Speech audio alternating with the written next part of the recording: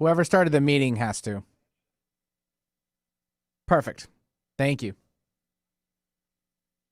All right. Stand by, everybody. Drive by, powerful, inspiring, and coming to you live, bringing you stories of people like you and me, busting through and living life full out. Get ready to dare to wonder what your life would be like if you knew you could not fail. Hey, everybody. Welcome, welcome, welcome. We are giving you a live good news segment right hot off the press. Why? Because did you know that there is an organization called Goodwill Industries International? How cool is that? Goodwill Industries International. And we love doing these interviews because what it does is it connects all of you with some of the most amazing work people are doing. Steve Preston is joining me here today, President and CEO of Goodwill Industries International. And today we are talking about this, and you all know this about me. I've been doing shows about our veterans for years, starting with the interview with the former Congressman Jim McDermott. So today we are talking about celebrating our heroes year-round by connecting veterans and their families with employment and job training opportunities. Important. Wow. Steve, thank you for joining me here today. Well, it's great to be here, and I appreciate your interest in Goodwill. Been doing it for a long time. Very first started out of the show, worked with the VA in Washington State, former Congressman Jim McDermott. We came out of the gate. But let's talk about you. Let's talk about what touched your heart to really accelerate your passion and purpose for this.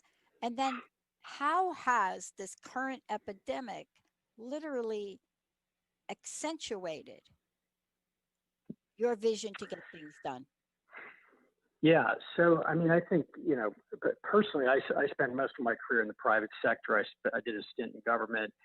And, I think more and more through the roles I had through living in many of our large cities, it became so apparent that there were people at different points in life who lacked the opportunity to move forward in ways where they could reach their potential. Many of them were, as I call it, sort of outside of society looking in.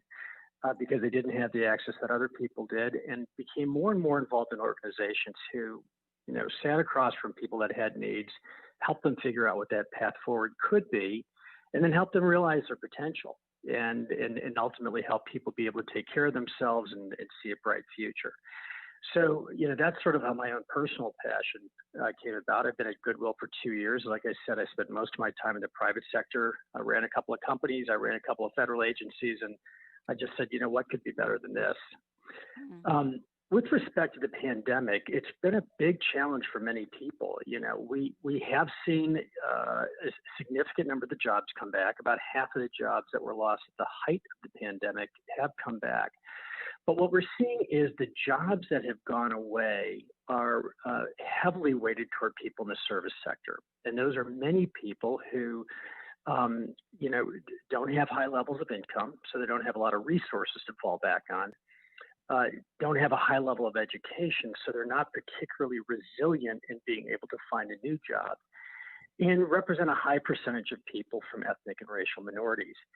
And so when we look at the future, we're concerned that many of those jobs might not come back. History kind of, if it repeats itself, we would tell you that may be the case.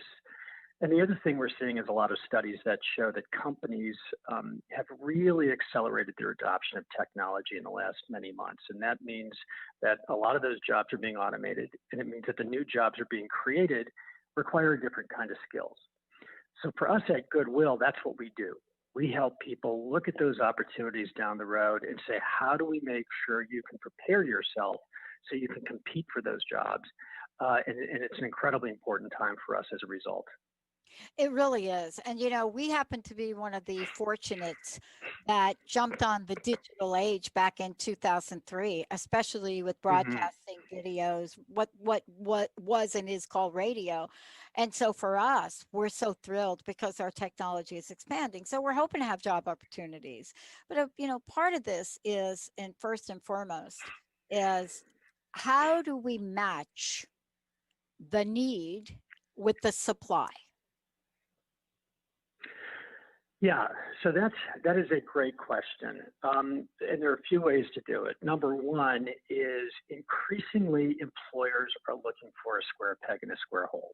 They have jobs to fill, they need specific skills to fill those roles, and they want to make sure that the people they hire can fill those.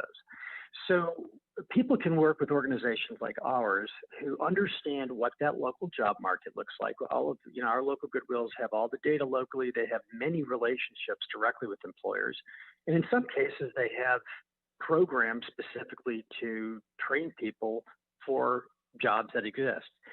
So it's important to understand what those jobs are if you hope to stay local, and then specifically the pathway to prepare yourself. And we can get into that in a second. The other thing is, which is really, I think, getting a lot more attention, is many employers will go out there and say, we'd like to hire this person into this job, they need a college degree. And what we find is the person probably doesn't need a college degree. The person needs a particular set of skills. And the employer doesn't necessarily always think beyond that sort of that sort of opening salvo to look for people who have life skills, who've gotten very specific training, who've demonstrated themselves in other industries that are very much applicable to those skills. So there's an increasing move among employers and certainly people in our industry that prepare people to say, let's understand better who might qualify for that job, because you're screening too many people out by the types of requirements that you just always asked for that really might not be necessary. Yeah. Actually, we just went through and revised one of our job posts because we said, look, we need to look at a broader range of things. But I want to jump to another question. Before I do, I know these are short interviews. What is the best place for people to go to get more detail about what you're talking about and also get the support? Yeah. So the best place to go is to goodwill.org. And you can also call 1-800-GOODWILL. If you go into goodwill.org, there are a number of things you can get. Number one, the first thing you're going to see is a little picture, and you're going to see a button that says Find a Job. If you go into that Find a Job button, you can go right into the Indeed.com search engine for jobs. And they're the largest online search engine in the world for jobs. And we've got a partnership with them, and you can go right into it off your website and search for what's in your locality and in different industries. Secondly, you can actually go into one of our links and begin taking online classes in areas like digital skills or resume writing or other things. If you're unemployed right now, it is a great time to invest in skills.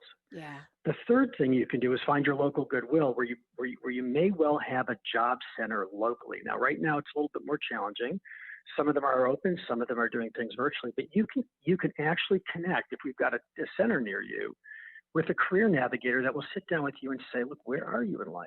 And what do you need? And what do you hope to achieve? And let's make sure that we map out a plan for you, which might involve training or support. It actually may involve other kinds of assistance, housing or childcare, and it gets you on that path. I love it. I want to switch the conversation in the short time we have left. One of the dynamics that we've seen, rise up over time is women as veterans. And I want to talk about what we're doing for service women, and especially the Service Women's Action Network. Yeah, so it's as you mentioned, Veterans Day is coming up. We have a big veterans event next week. We're thrilled about that, and we have a program called Operation Good Jobs, which provides comprehensive support to veterans, and it's got a heavy focus on women. And what we found with women vets is frequently when they were coming out, they had a higher unemployment level, and when they got jobs, they got a lower level of pay. So we really zeroed in on this, and we began working with women vets to say, when you come in, let us help you understand the jobs that are out there, what they pay, and how to qualify for them. And what we found is a lot of the people we were working with began to think about the opportunities they had differently because they sort of self-selected into a different set of roles and they got visibility into broader opportunities. And then we worked to prepare them for those roles. And coming out of this program, we saw the female veterans getting the same placement rates and the same pay rates as their male counterparts because of the focus we gave them on opportunity and making sure that we mapped the support they needed to achieve that opportunity. I mean, this is for me one of the most critical tipping points that I've heard people talk about in a really long time, you know, because we talk a lot about service people, we talk a lot about male, female, we talk a lot about it. But what I see you all doing is doing something about it. Yeah. How is the program being received? Do you think it's people are like, yeah, really energized about it? What are you getting? Oh, it's being terrifically well received. You know, for a lot of reasons. Number one, the placement rates are good. People are finding jobs that have, you know, solid income levels. And I have to tell you, I've hired so many veterans over the years, and I think it's just consistently reinforced that people who have that military training are disciplined, they're committed, they work great on teams. I mean, people learn how to be accountable to each other in the military. So it really does work well all around. And we serve about 75,000 veterans a year, not only in this program, but across other kinds of programs as well. And employers are consistently looking to be able to work with us to find veterans that may fulfill opportunities that they have. Look, thank you for your time. I want to ask you two things. One, let's give the website again. But the second thing is I'd love to know your personal message. What do you want to leave us with today? Number one, goodwill.org. That's the website. And my personal message is this. If you are without a job, it is a lonely place. And so I encourage you to come in and talk to people that help you get visibility on what that path forward will look like. If you know somebody who's without a job, be a friend, encourage them, help them get connected to networks, because it's so important to know that there is an opportunity out there.